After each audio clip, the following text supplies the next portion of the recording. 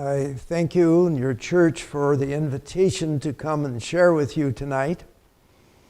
It's brave souls that come out on a Friday evening. At my church, we always nervous if we schedule anything on Friday evening because it may be sort of vacant. But I'm welcome you here. What I have to share with you tonight, first I want to simply introduce myself.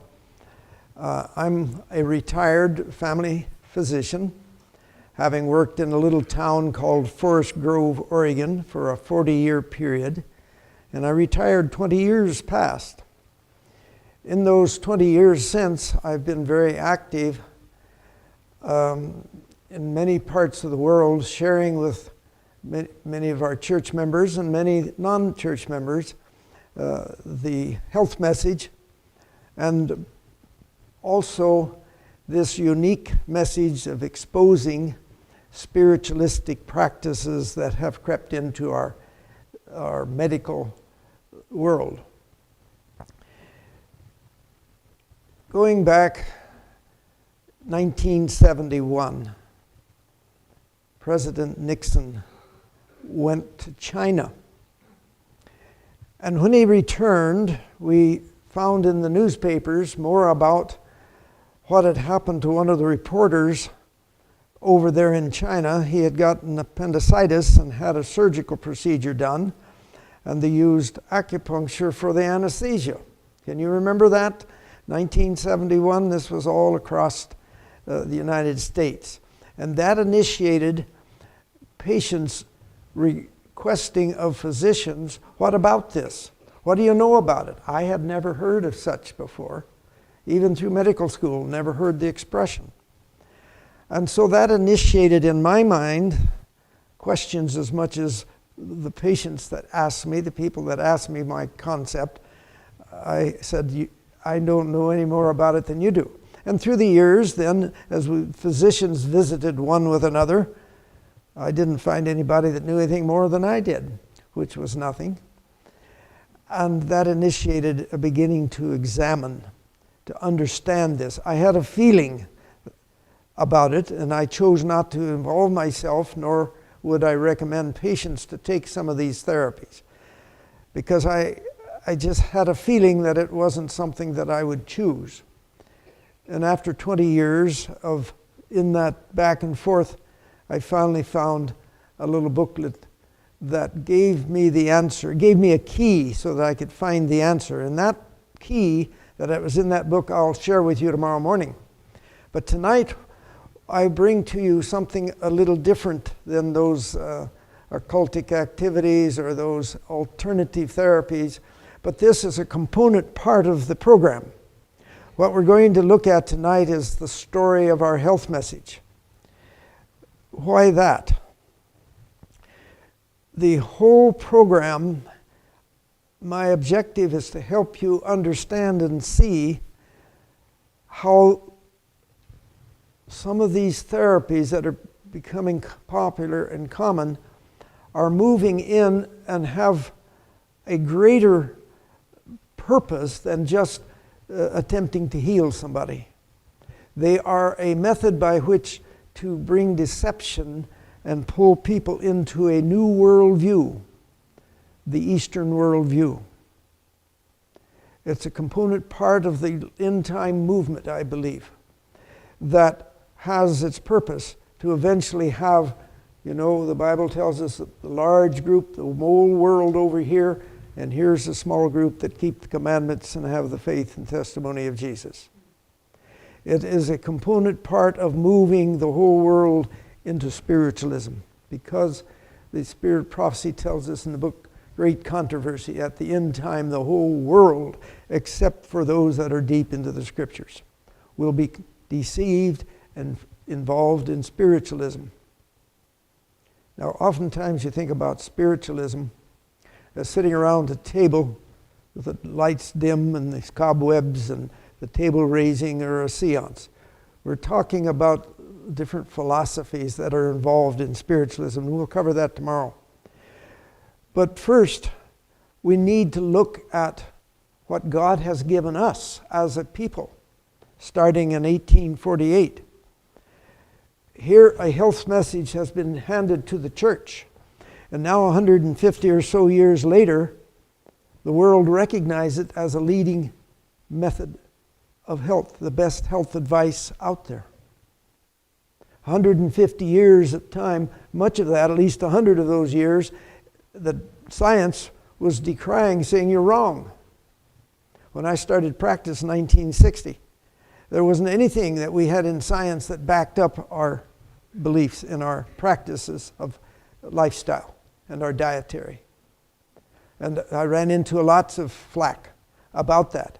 By the time I had finished my practice, now people were coming to see me because they had heard now that that's a better way, that the church had something to offer. What a change. And almost everything now that we have believed in has been shown to be superior. And so what we do tonight, we go through the history of how this came about and its purpose and its effect to show that God has given to a people something to share with the world. But more than that is to help prepare a people mentally, so their minds work right, to accept what has given to us on the cross. Salvation. The purpose is for us to have a clear mind and be able to understand what was given to us on the sacrifice at the cross. Gift of salvation. That's the ultimate purpose. And when we have that, then now comes sweeping through the world and through the Western world and into our church, unfortunately, a system that is the devil's right arm to his message. We have a right arm. It's a part of the third angel's message, unequivocally. But the devil has his, and it has been extremely effective for him. Let's proceed. And we'll get more into that part tomorrow. Way back in the earliest days, 2,000 years plus BC, some of the records found of the Mesopotamian Valley and in Egypt show that there was a reasonable understanding of disease, its cause and effect. What was behind to allow these changes in the body's system?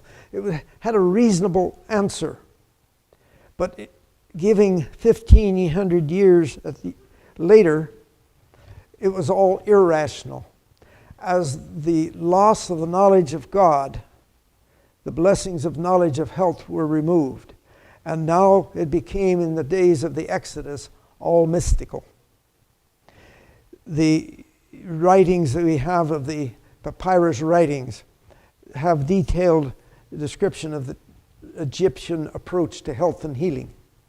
And it was mystical. It didn't make, to you and I, common sense from cause to effect. Their understanding as to what caused disease was the problem. And it was looked at as a mystical, something more of spirit nature. Then the Israelites were taken across the desert in the Exodus. And God gave principles for their camp of health and hygiene. He gave principles of prevention. Nowhere in the Bible do you find therapies given advice, God giving advice as to how to deal with diseases. Maybe one place where to put a fig poultice on a boil. But at large, it was prevention. And in the history books of medicine, they will go from civilization to civilization, showing the advances, the things that each civilization added to the knowledge down through time. And they come to the Jewish civilization, and there was no special advancement in the knowledge of therapy, but it was all prevention. I've read two texts of history of medicine. Both of them presented this, that the Jewish nation was known for its prevention. How much more intelligent than waiting for a disease and trying to treat it. And this is what God has given us. But that same prevention can be used for therapy so often.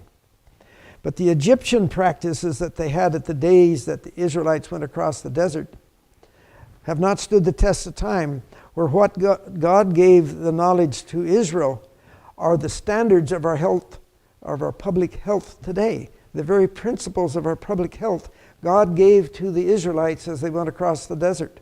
Some simple things, but it had to do with an understanding of what caused disease.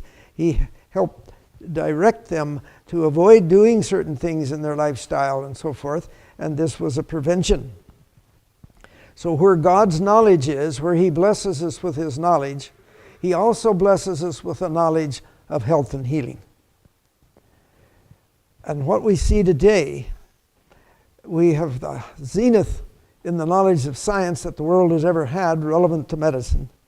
But at the same time, here comes from the East, sweeping through the West, practices that have been used for millennia in those civilizations without evidence of one day's extra life as a benefit from it. No evidence whatsoever, but coming in even into our church as if this is an answer to prayer. It is not. And you remember when the people were coming across the desert, they came to a place where there was some ponds of water, there was water, and they were thirsty. They had had all they could take without the water. And then the water was bitter. Remember that? And God told Moses, throw some bushes into the ponds, and they became sweet. And this verse was given at that time. And God is speaking, He said, if you will diligently heed the voice of the Lord your God and do what is right in His sight, give ear to His commandments and keep all His statutes, I will put none of the diseases on you which I have brought on the Egyptians, for I am the Lord who heals you. There you would think that maybe what we choose to do and how we live does have a part to play as to what we're going to face in our own body as proper functioning or illness. And in Deuteronomy 8:4 he says, we're told here that Moses is speaking to the people, your garments did not wear out on you, nor did your feet swell those 40 years. And David made the comment that there was no feeble ones among them. God blessed them. Now, of course, they did die, but as they were functioning, they evidently had some health. Now, in the early days of the Christian organization, the Christian church, the first couple centuries, we have records showing that there were a number of physicians that were rather advanced in their knowledge. There was a relationship in their understanding between disease and health and to what was the cause of it. So those records are on there. But then there became a change of the knowledge of people. What happened? Well, there began a time in the 3rd, 4th centuries thereabouts where they said the soul is separated from the body. And so the body is not worth much. And there was lack of interest in the body thereafter. And the dealing with disease was done by exorcism. Gradually, through the centuries, the sick people would come to the church or to the cathedrals, and they would do exorcism for their illness because it was caused by spirits in their understanding. This was the concept. In fact, it grew as the darkness of God's knowledge of salvation grew so dark in those ages, in the Middle Ages, grew so dark, also the health practices grew dark. As the darkness of spiritual darkness occurs, so also the practices of health and healing. So much so that actually in the 1100s, the church banned any medical therapies. Surgeries of any type or medical care was banned in Western Europe by the pain of death. What happened to the physicians? Many of them went to Arabia. They went to Damascus to practice, where the knowledge of medicine was kept alive. But in Western Europe, it went, midnight of the world is the expression. You've heard that before, and that's exactly what it was. And during those dark ages, medicine went down. It was irrational. And they began to explain everything as spirits. Rather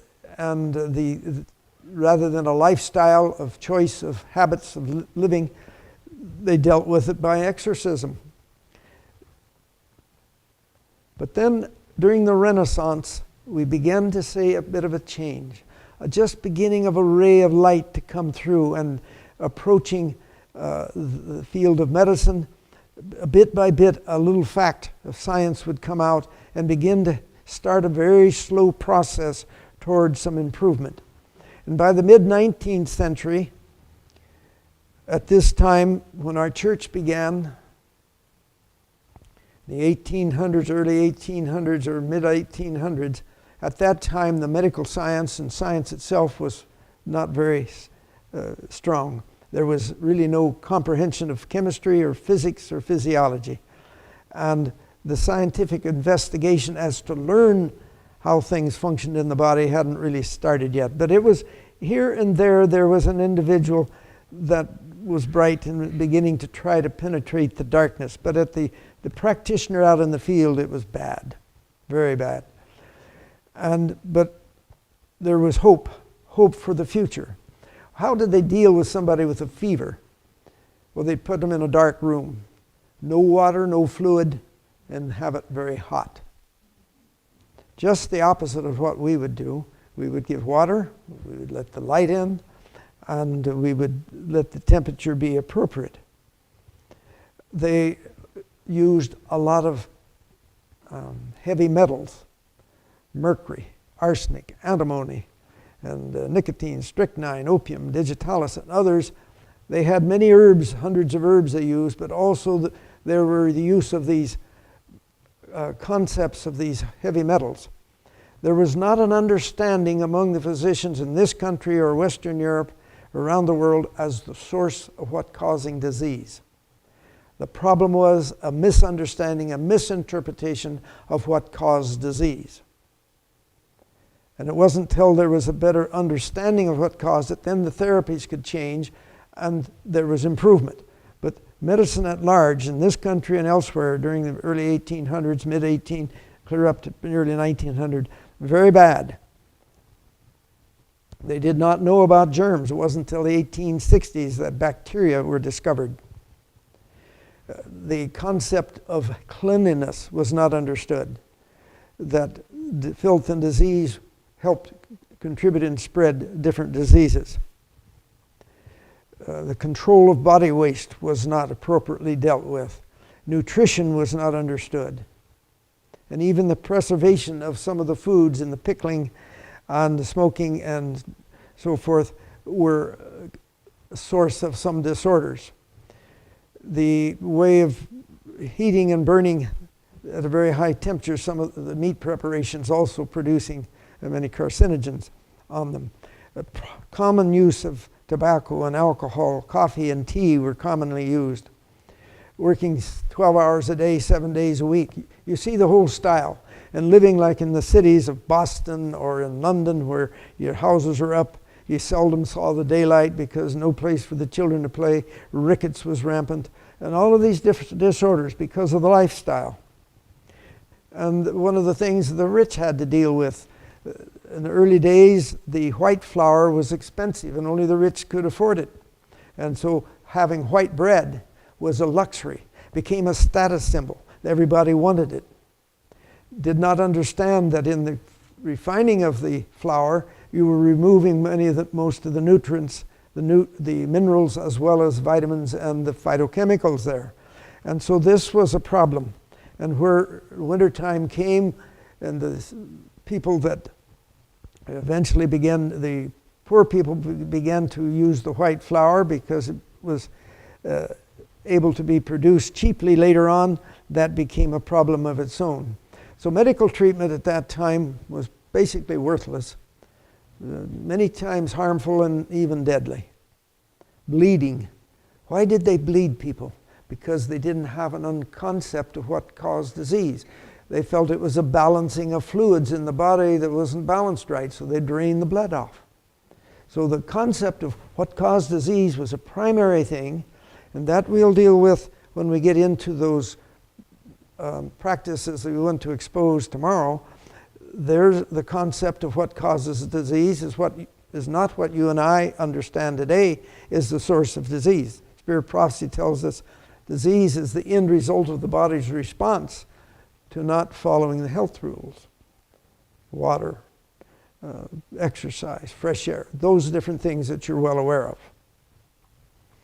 Medical treatment was poor, and so alternative approaches came along. There was a lot of physicians and others looking on and says, hey, things don't go well when you go to the medical profession. It's not always so good.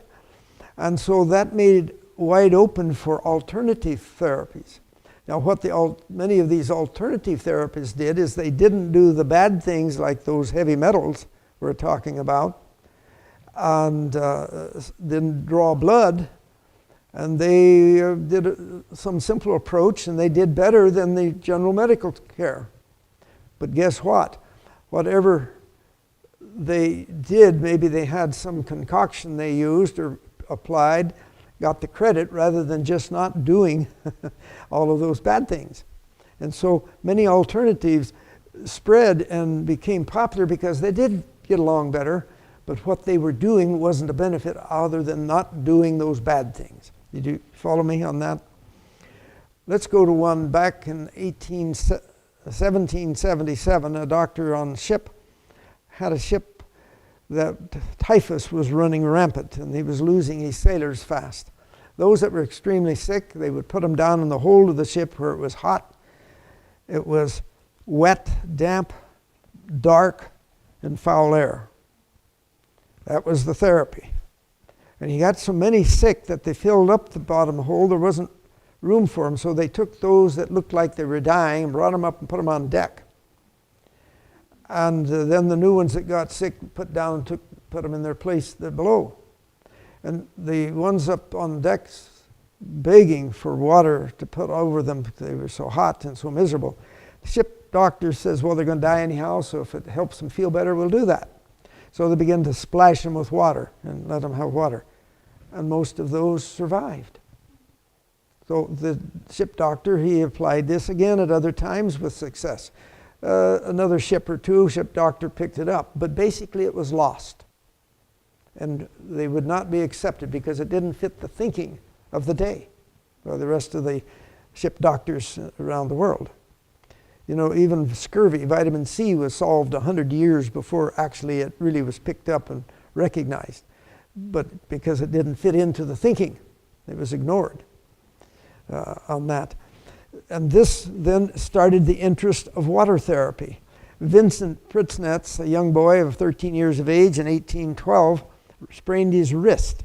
He lived in Austria, and he went out and pumped water from the cold well water on his wrist. It felt better, reduced some of the pain and misery that he had, and he started playing with water and developed over time, as he became an adult, a practice in water therapy. Became so famous that doctors from around the world came to his place in Austria. But the local physicians tried to put him out of business. They just couldn't accept this. It didn't fit into the cause of disease.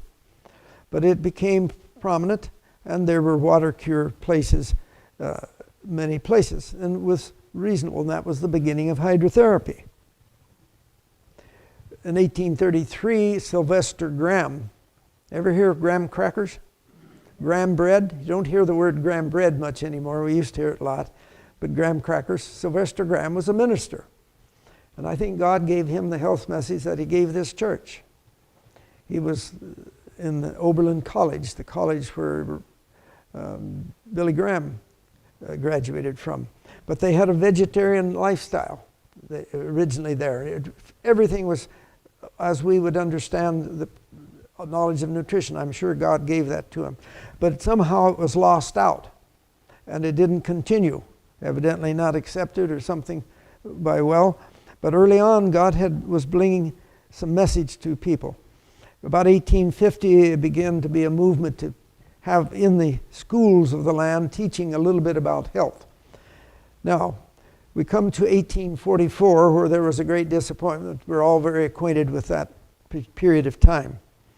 Following that, for 11 years, there was a small group that continued to study the Bible to try to understand what they had been confused on at that particular time. And as they continued their studying, God, through one of those members, passed on some information. The first information to this group of believers was advising them to stop all tobacco, coffee, and tea. Now, usage of those, the ill effects will be years and years later that it comes about. So why was God concerned right then with this young people that we're studying? Its effect on the mind. It gives immediate effect on the mind. Tobacco, coffee, and tea alters the thinking. And so God, with this group that was doing their best to understand these scriptures, was trying to help them have clearer minds to work with. It took 15 years before tobacco was out of use among the believers at that time. 15 years. God was very patient. It takes some of us longer than others to catch on.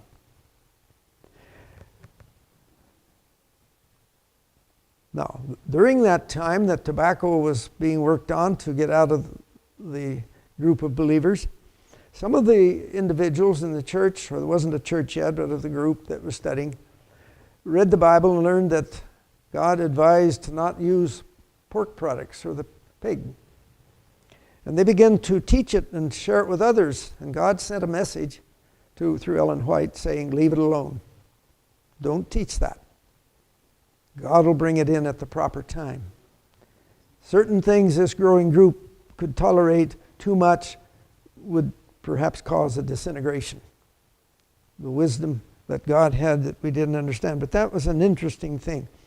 The information I'm sharing with you, you can find in the book, The Story of Our Health Message by D.E. Robinson. It's in the Book and Bible House.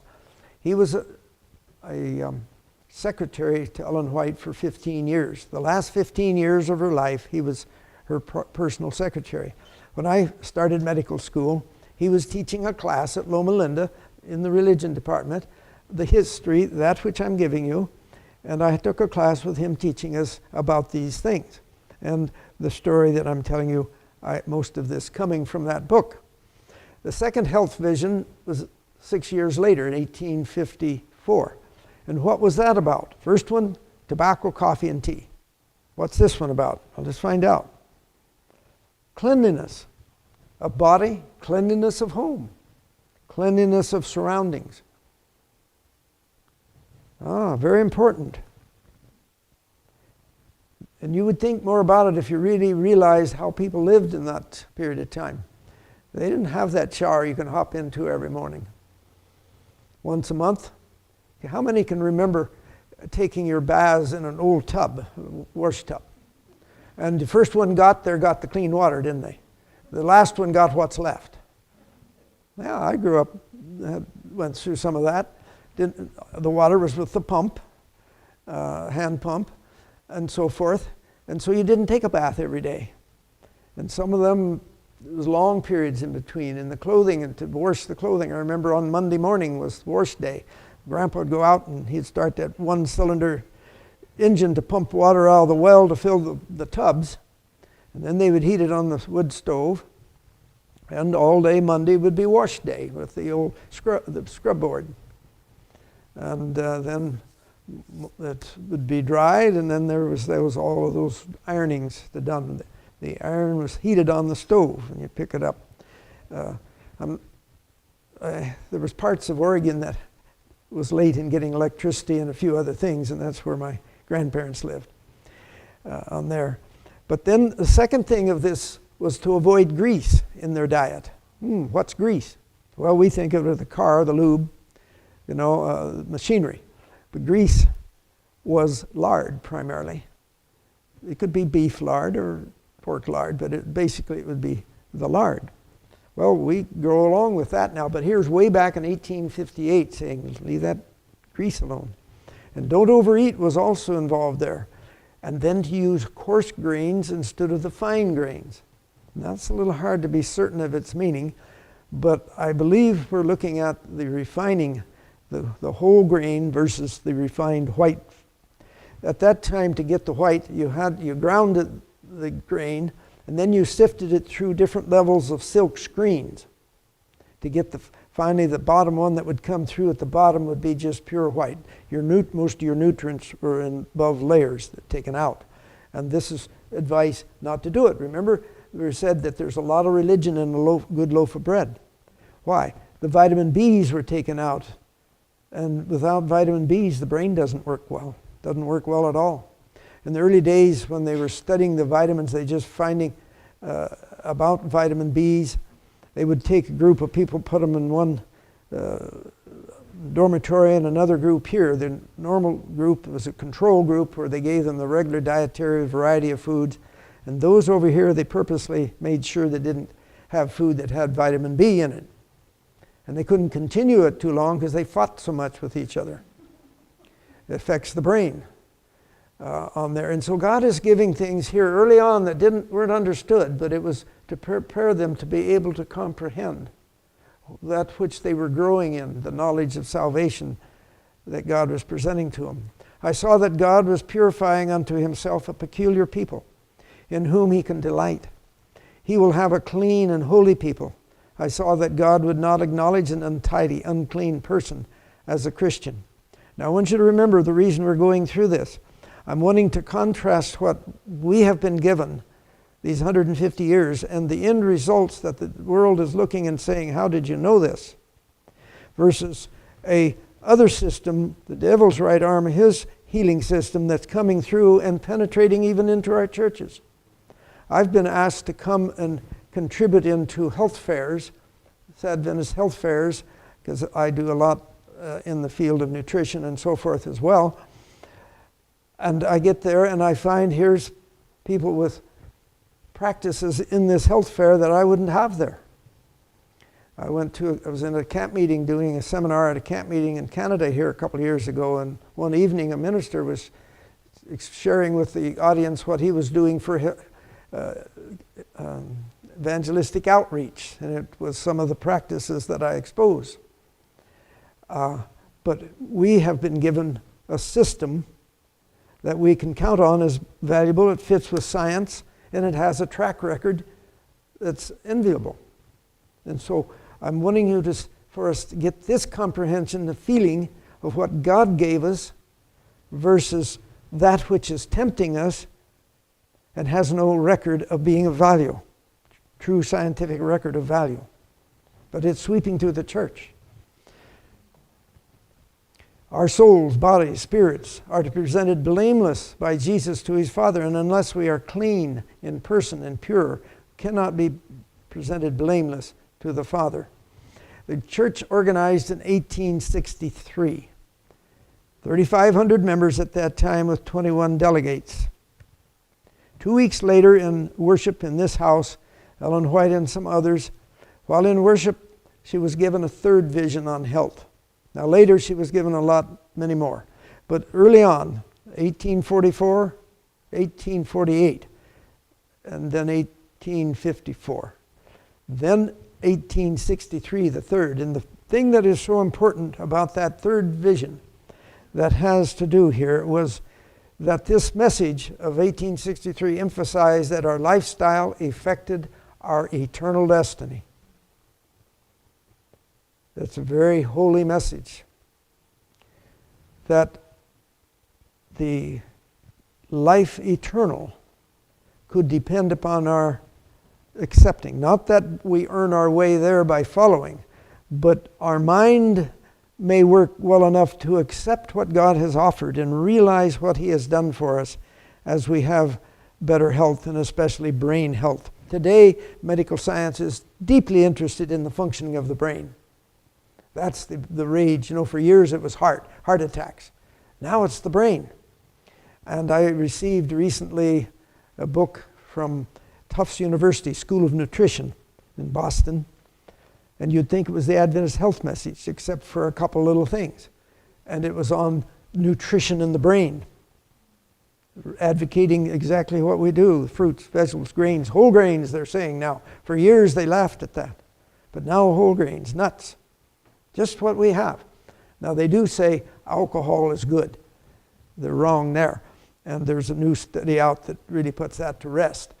But that's popular among medical science today, is a little alcohol for the heart. You probably have heard that. Okay, I was shown again that our health reform is one branch of the great work, which is to fit a people for the coming of the Lord. It is as closely connected with the third angel's message. Remember what that is? You can't buy or sell. You either, who do you serve? This God, or do you serve the counterfeit? It is as closely connected with the third angel's message as the hand is with the body. He, God, designs that the great subject of health reform shall be agitated and the public mind deeply stirred to investigate. For it is impossible for men and women, with all their sinful, health-destroying, brain-enerving, remember we were talking about the brain-enerving habits, to discern sacred truth, through which they are to be sanctified, refined, and made fit for the society of heavenly angels in the kingdom of glory.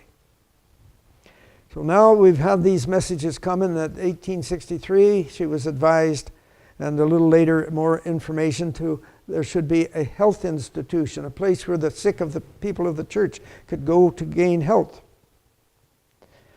They had young people in the church at the day. Most of them were very young, but oftentimes they couldn't meet because of so much illness.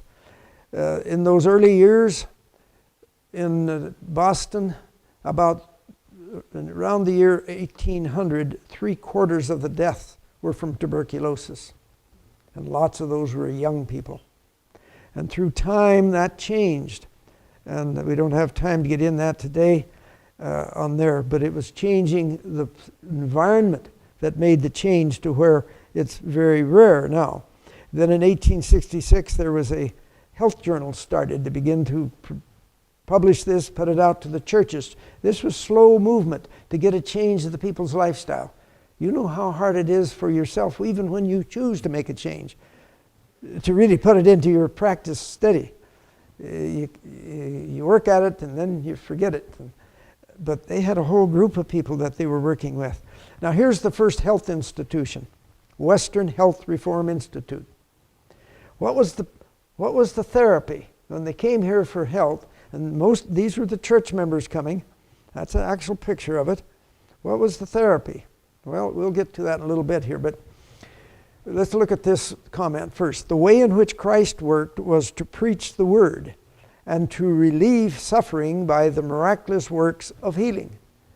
But I am instructed that we cannot now work in this way, for Satan will exercise his power by working miracles.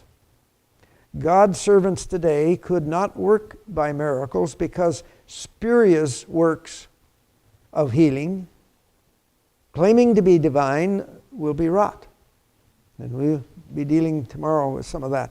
For this reason, the Lord has marked out a way in which his people are to carry forward a work of physical healing, combined with the teaching of the word. How? Sanitariums are to be established. Why? Because then God will be given the credit rather than the man that might have done the healing.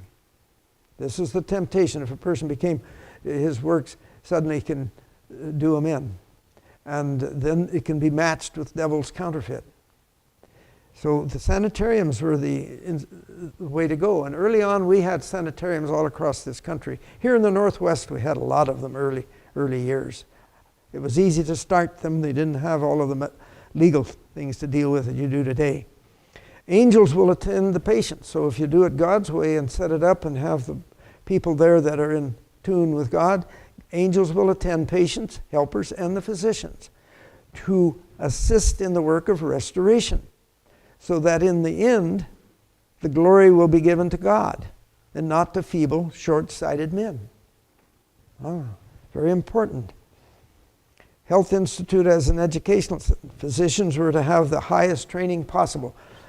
Dr. Kellogg was sent to Bellevue in New York for special training, and the whites helped finance his training. And so they had a physician that had very high training for the day. And they had other physicians, and they continued to do so. There were to be no novices to be connected with the health reform work. Success came by following God's directions. Progress. Now we want to move forward here. The publication of the Health Journal and then the Western Health Reform Institute was started in 1866. What was the therapy? Exercise, water treatments, a vegetarian diet, whole grains, nuts. No alcohol, tobacco, coffee, or tea. Very simple. This is sort of like prevention, but being a therapy. When the disease and disorders were caused because of their lifestyle, their dietary and other habits, then when you correct those, if there's enough left of the body's constitution, they will correct much of that by itself. And this is why this was simple, so simple that the general medical world couldn't accept it. Now, these hospitals, they did surgery, there was other things, but primarily this was the therapy. At the very beginning, that was the only therapy. Later, as the hospital advanced, there was a lot of surgery done that had its proper place. So we started the beginning of the Battle Creek Sanitarium in 1866. By 1878, 10 years later, 12 years later, they opened a school of health. Students would come from different churches, spend 3 months at the hospital learning the health message, going back to their individual churches to share it. They were given 3 months credit toward a medical training if they were to go to a medical school for having taken this course. So at that time it was a very valuable course in public health. That was our first school of public health. 1883, they needed Christian nurses, hard to find, and so they had to begin a nursing school. In 1895, a medical school was started called the American Medical College. And this existed till 1910. And as the graduates finished from that school, they would go out in various parts of the United States and in the world and establish their own sanitariums and nursing schools. We had them all over. I was way back in the interior of Russia, and I was presenting this very message to a church. And afterwards, the families all gathered around me. How can our students go to those nursing schools? How can we get them there? We don't have any in this country. This so impressed them. That was the plea. Find us the place that we can go. I didn't have the immediate answer for them on there as to where, but in time I think others brought to them some answers for that. John Harvey Kellogg was the doctor, so we have him here in his younger days and in his older days. My dear brother, as I have written to you, I know that the Lord has placed you in a very responsible position. Standing as you do as the greatest physician in the world, that would be something to hear in your ears, wouldn't it? Coming from God. A man to whom the Lord has given understanding and knowledge. Where did he get it? The Lord blessed him. That you may do justice and reveal the true missionary spirit in the institution, which is to represent truth in contrast to error. Tonight I'm wanting to present the story of truth in health and healing. Tomorrow we want to expose the error that is creeping in, not based in physical science. As you look to God in your critical operations, the angels of God were standing by your side. And their hands were seen as your hands, performing the work with an accuracy that made the beholders surprised.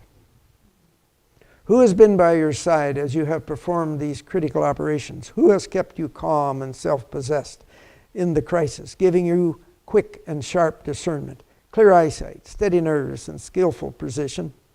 The Lord Jesus has sent his angel to your side to tell you what to do. A hand has been laid upon your hand. Jesus, and not you, has guided the movements of your instruments. At that time, Battle Creek Sanitarium had very few deaths from surgery, where it was average of 20 to 30% in most hospitals, where he had 1 out of 160. And you know, many times people come in when there is nothing you can do at that, and especially in those days. There was a picture of the sanitarium as it was in its heyday. It grew to where it became the wonder of the world. Rich of Europe would come to this place. The rich of America would come. It was a place of healing, a place of health education being taught. The breakfast cereal business started from there. He wanted to find ways to get better nutrition, and so he worked Now, the breakfast cereals of Kellogg's today, there's a lot of theirs prepared to come out he wouldn't be pleased with. Mostly sugar and white flour. But at that day, he was using the whole grains. And he was promoting the use of the peanuts as well. He also was promoting soybean products, and Dr. Miller was in school there at the American Medical College, who was known later as the China doctor that went to China for all his life. And over there, he then, working with the Chinese, was able to perfect and bring about a soy milk. The mothers not always were able to nurse the children. They didn't have another milk. They didn't have cows and so forth. And so the babies would die. And this way he was able to prepare a milk that sustained the babies. And then that was brought to the United States. Can you remember when soy milk tasted terrible? Boy, I wouldn't have anything to do with it in those days. Things are better now. Much better. I must now give to my brethren the instruction that the Lord has given me in regards to the health food question. By many people, the health foods are looked upon as man's devising, but they are of God's originating. As a blessing to his people, the health work is to be the property of God. It's not to be made a financial speculation for personal gain. That seemed to get lost sight of. The light that God has given and will continue to give on the food question is to be to his people today what the manna was to the children of Israel. The manna fell from heaven, and the people were told to gather it, prepare it to be eaten. So in different countries of the world, light has been given to the Lord's people, and health food suited to those countries, to these countries, will be prepared. Now, commercially today in our country, some of this has been adulterated. You know that. But still, there are many places. Do you realize that in Australia, they do about, maybe 7-8 years ago, I checked, they did $300 million a year of health food production of the cereal industry. They exported to 30 nations. And it belongs to the church there. Storm clouds of pantheistic teaching by Dr. Kellogg about the personality of God appeared. Slowly over time, as a 15-year period that he was beginning to agitate. But then the last 3-4 years that he was associated with the church, he began to promote certain concepts. It was the basis, in his concepts, is the basis of what tomorrow I'll be presenting and exposing. The same fundamental beliefs. And it had to do with the personality of God. The teaching was in pantheism that God is not a personal being. It's a power. It's a force. Now, Kellogg didn't quite go that far. Mrs. White said he had something akin, close to pantheism. And today we call that panentheism. He said, yes, there is a living God, a being, but there's still part of his divinity that he has given to each person and to each plant. And so everything has divinity within it. And yet there's a living God. And so he began to teach this and agitate it. And it was so smooth that it was not recognized. Actually, in time, almost half of the General Conference and the physicians of Battle Creek had bought into this. In 1899, the General Conference was in session considering what to do. And what was this? They didn't understand it well. Mrs. White had been in Australia. And she envisioned, seeing what was happening, and she wrote a letter. And as they were meeting, this letter arrived, and it exposed, and they then could take a proper stand on it. In 1889, the General Conference session, Ellen White in Australia was given in vision warnings, which were sent to the General Conference meetings in the USA about the deceptive teachings of Dr. Kellogg. These were pantheistic concepts of the nature and personality of Christ. In the Eastern pantheism, everything was created, the cosmos, earth, and man created by a power. No living God. No God. And they call this power God. So everything is made of it and everything is God. That's why the Hindu has 330 million gods. Now, that which is akin to it is that, well, not everything's God, but God left some divinity in everything. It's really the same, but a little more sneaky. And that's what's sneaking through Protestantism today. The theory that was that God was in all substance. He was in the air, He was in the water, He was in the food. And righteousness came by faith, faith that God was in those things and that we received that righteousness by partaking of them. This was what was being taught. And it began to create a problem. Almost brought the church down. And here's a comment that he put in the General Conference Bulletin back in 1897. And this will help you see a little more of what I'm talking about. And look at this and think about it, because this is the foundation of tomorrow's message. We have here the evidence of a universal presence, an intelligent presence, an all-wise presence, an all-powerful presence. Now this presence, he's speaking about this power that I spoke about, this, some call it an energy. A presence by the aid of which every atom of the universe is kept in touch with every other atom. It's the foundation of astrology, this concept.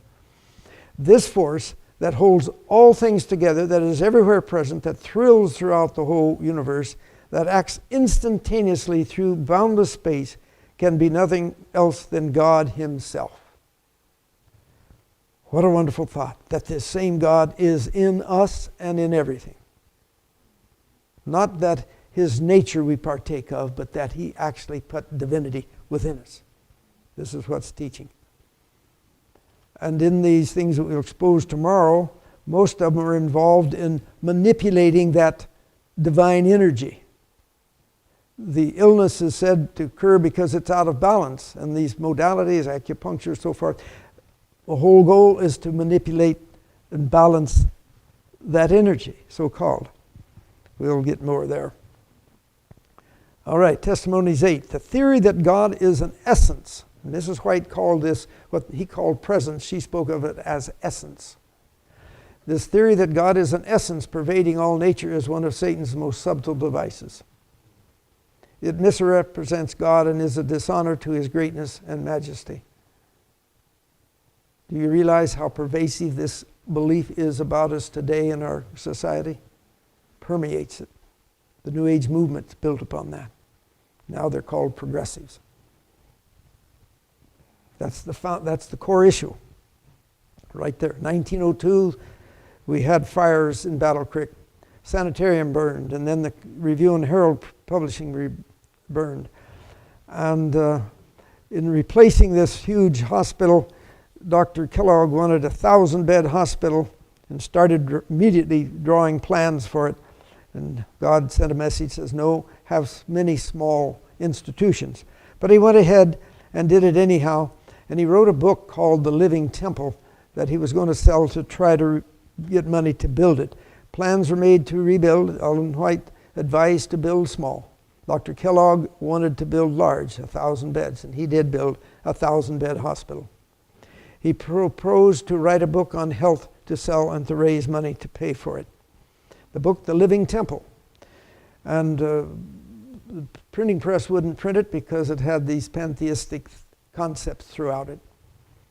And he got it published elsewhere and then began to sell it. And this book's theme was akin to the pantheistic concepts.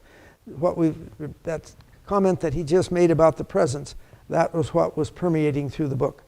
And the church, of course, it mentioned, did not publish, and he had it published elsewhere. And this began an open sort of rebellion in the church, a group against others in the leadership, which really came to a head some time later. And here's some comments made about what she spoke of mysticism within this book, this pantheistic concept, panentheistic. We need not the mysticism that is in this book, The Living Temple. Those who entertain these sophistries will soon find themselves in a position where the enemy can talk with them and lead them away from God. Just accepting his concepts and reading the book and staying with it a bit, she says the devil can talk to him direct. I just finished rereading a book called Deceived by the New Age by Will Barron. How many have heard or read that book in the past? Here's one person, a couple over here. Will Barron has worked with me to help me in my work, so to make sure I didn't make mistakes. And I've corresponded with him a lot on there. And he, in his book, the devil talked directly to him regularly. And he got involved. He was an Adventist to begin with. And he got involved through psychology and so forth, and got in, and then he became a priest in the New Age for 12 years. Deep into it on there. And this, the enemy talked to him directly. In the book, The Living Temple, there is present the alpha of deadly heresies.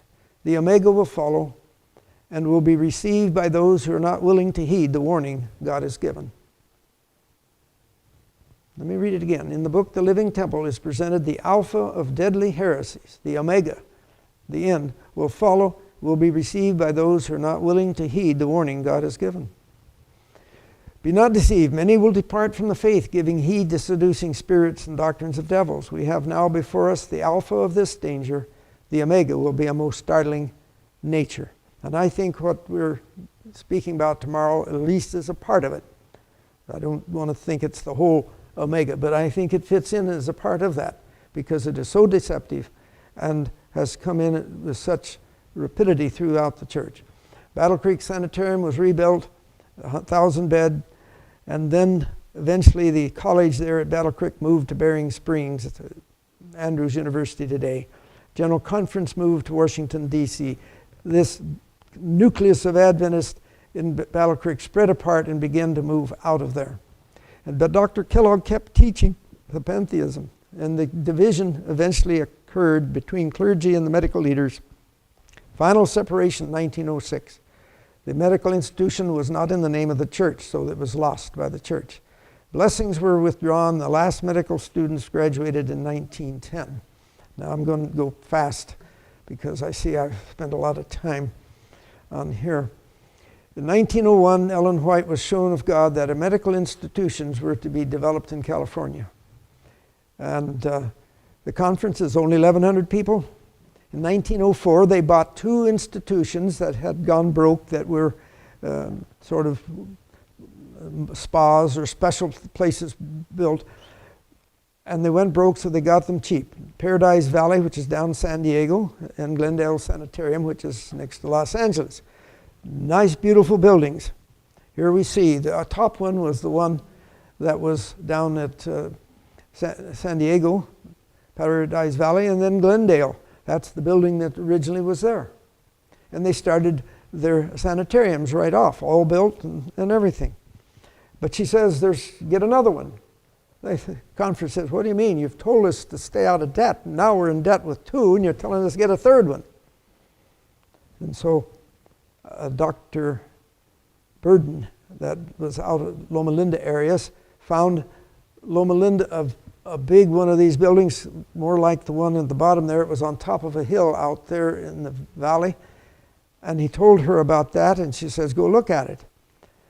And but he had no money. She says, borrow it. He borrowed $1,000, put it down, got it for $40,000. There's a whole story there that is just magnificent in how that money came in. Will not take time. But that still wasn't the ones. There was still to be another one down there. And this, of course, made the leaders pull their hair out. They'd had all they can deal. So aside from the church leadership, this getting of Loma Linda moved forward without necessarily burdening them. They had a burden. In 1901, she saw in vision this special institution. And then it was to be an educational institution and would rise at this special place. And in 1905, Loma Linda was purchased.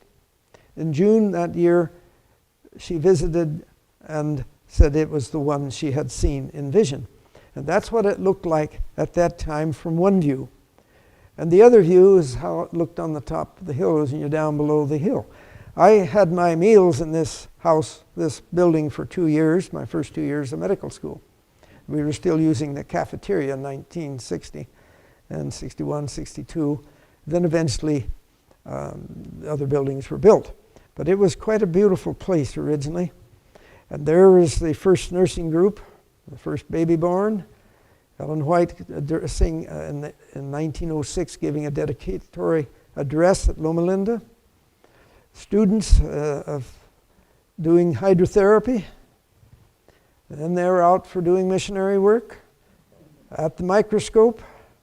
God was in control. November 5, 1905, nursing school opened. 1909, the medical school opened, College of Medical Evangelists. My diploma says College of Medical Evangelists.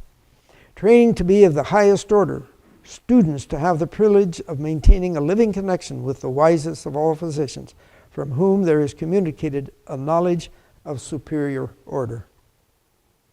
To the world, the graduates went out from American Medical College, and they went out from Loma Linda to around the world and across the United States, establishing institutions many places, sometimes simply clinics.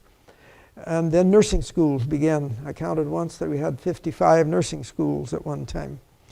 Schools, of course, you know, Loma Linda now is a great institution, and what it's changed there, we have, I think, 6 medical schools around the country now and several dental schools.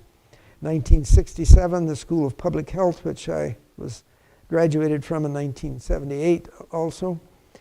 And Loma Linda University became the name there. This shows the Good Samaritan as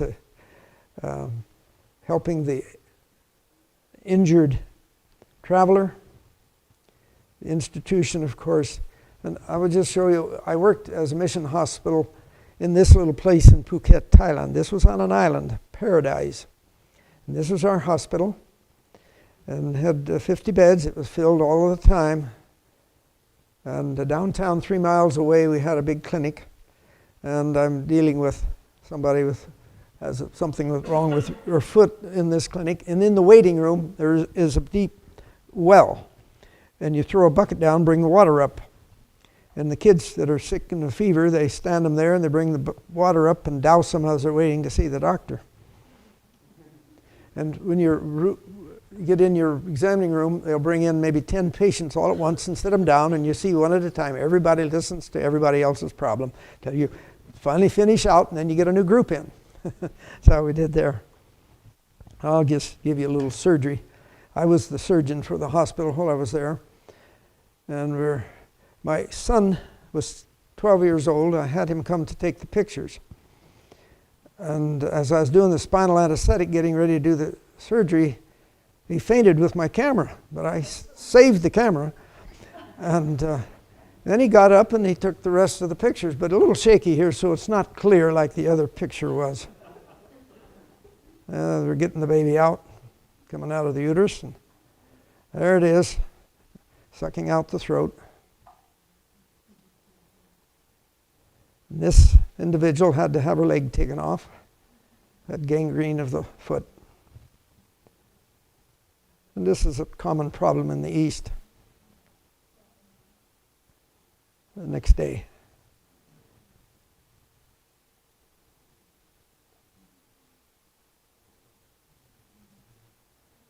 And on the way home, I visited a friend of mine, a doctor in Penang, in Malaysia. He was sick himself in the hospital at the time.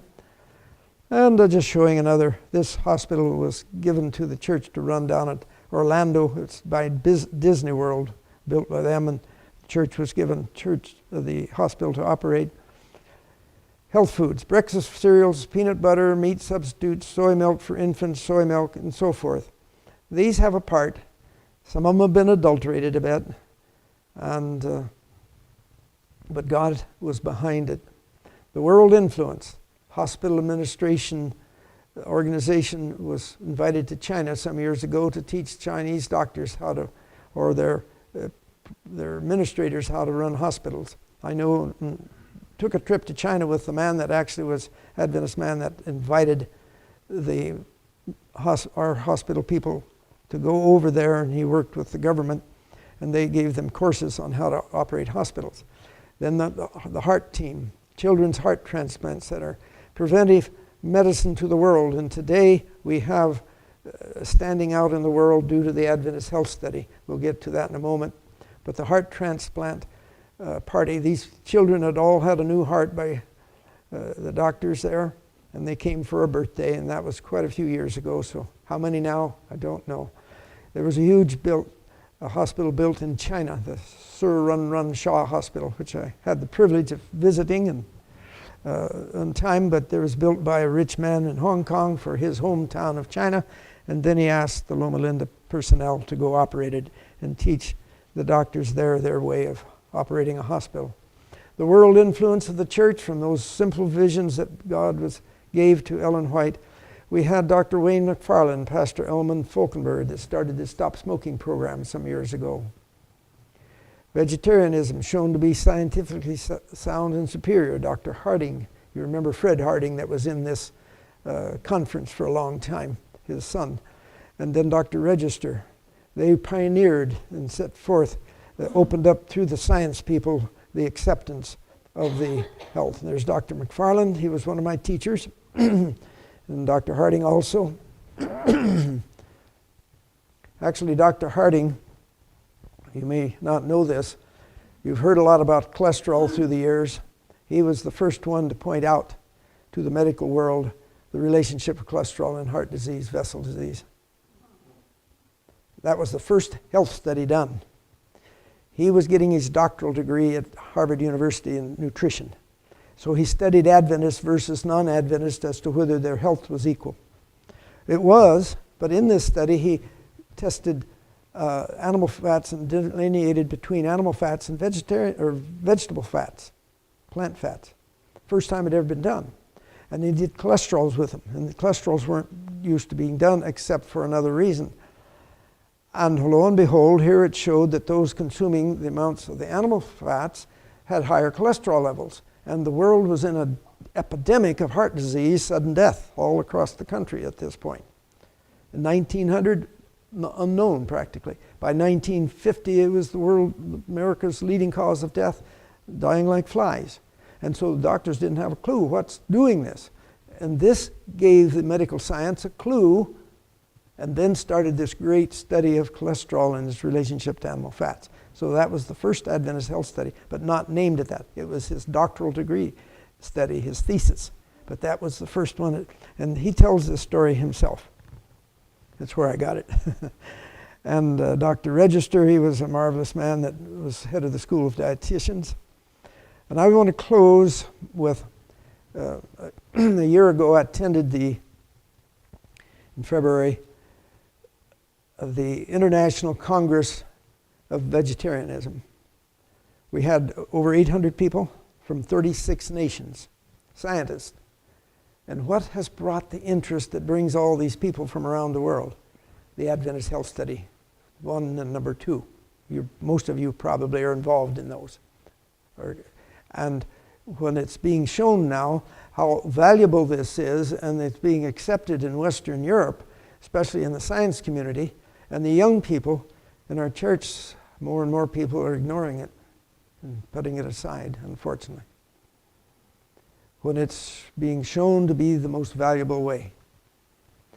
And this was really a privilege to attend, and there we're at the convention. I sat by a young lady that was from London, and she had her doctoral degree in whole foods. That's a new expression, plant-based diet instead of vegetarianism, a comment that's not so irritating to people. And plant-based foods seems to fit. And she had her doctoral degree. I didn't know they had some. She got it in London, in England, and then there was in Germany, 3 institutions, universities that opened up a BS degree in whole foods. Interesting what's happening on there. So this Congress held every 5 years. We are at session number 7, and it's sharing with the world the end results. Now, in degenerative diseases, the basic causes of these diseases of our day used to be infections, but that's been cleared up mostly. But it's smoking and diet, low exercise, and being overweight are the main sources of our problems today. And what is the answer? What we've been reading for years and years is what was the conclusion at the end of this Congress. The diet of grains, fruits, nuts, and vegetables constitute the diet chosen for us by our Creator. Fruits, grains, and vegetables prepared in a simple way, free from spice and grease of all kind. Make with the milk or cream the most healthful diet. Now, in closing, I'll show a graph. Now, I used to show this. I went for many years in Russia. Started in about 1999 going to Russia, and sharing with churches over there in public evangelism. From the far left, you'll see there, the dark green bar is how long the average Russian male lived, 58 years. His working days ended at about 52 years of age as an average. And then over here, the SDA and the vegetarian SDA, if you cut their life in half and give that extra half to them, that's how much more following this lifestyle would give them in life. And so as I spoke to the young ministers, they'd bring in all the ministers of a conference for me to stay with for several days teaching. I'd say, you can be the same as this over here if you just listen the next 3 days and willing to follow it. That can be your end results. To God be the glory. Tomorrow I invite you back. We're going to be dealing tomorrow morning first with 2 great deceptions. We want to look at the Bible says about these deceptions. And then I'm going to present in the 11 o'clock hour the key that unlocked the confusion that I had for 20 years. And I think you'll find it. I took that to Russia the first time I went, in 1999. I was facing doctors and nurses and pharmacists and dentists and preachers that had grown up believing it. This stuff that I was exposing had been taught to them in medical schools. It was motherhood.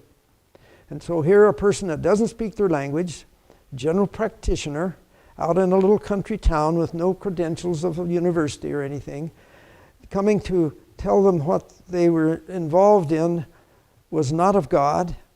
I knew it wouldn't go over very good. I really didn't, sort of hesitated going.